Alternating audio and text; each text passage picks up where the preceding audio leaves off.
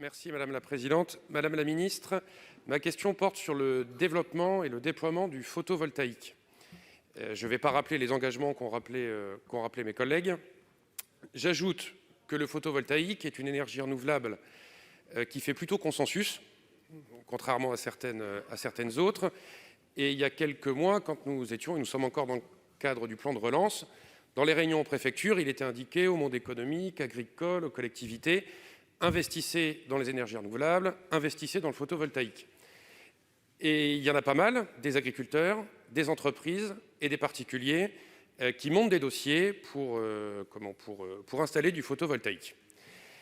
Le fait est qu'en tout cas dans l'Aisne, nous sommes dans un département rural, mais comme beaucoup de départements en France, qu'il y a pas mal de bâtiments qui sont classés dans les communes, qu'on est tous extrêmement soucieux du patrimoine, mais qu'il y a beaucoup de dossiers déposés qui coincent à cause de la décision de l'architecte des Bâtiments de France.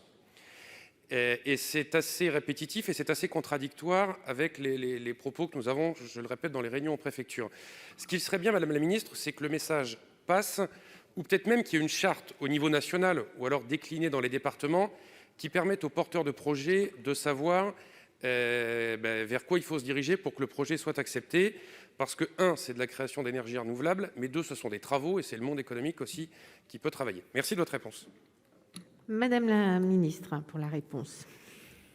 Merci Madame la Présidente, Mesdames, Messieurs les sénateurs, Monsieur le sénateur Verzelen. Sur ce photovoltaïque, effectivement, la programmation pluriannuelle de l'énergie prévoit un objectif en PV de 20,1 gigawatts en 2023. Nous sommes aujourd'hui très éloignés de cet objectif avec à date et à la mi-2021 12,6 gigawatts. Il nous faut donc multiplier par 3 cette capacité. D'ici à 2028, il nous faudra donc aller beaucoup plus loin et encore plus loin à horizon 2050.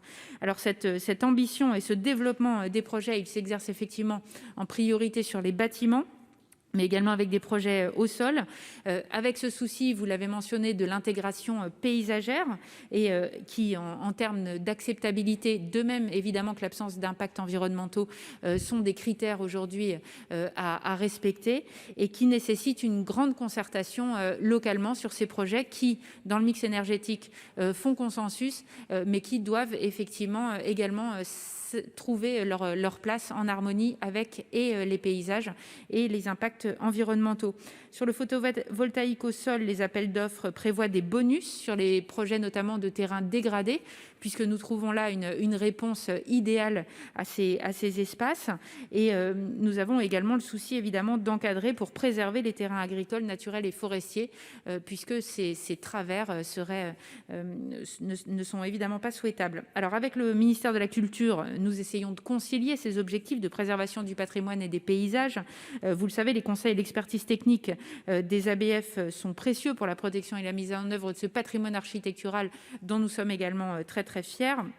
Et pour favoriser cette bonne insertion paysagère, nous avons créé un nouveau dispositif incitatif dans nos mécanismes de soutien qui permet, par exemple, sur les projets sur bâtiments, de soutenir par arrêté tarifaire ces projets. Merci, Madame la Ministre. Ou bien par la prime d'intégration paysagère. Je vous remercie. Merci.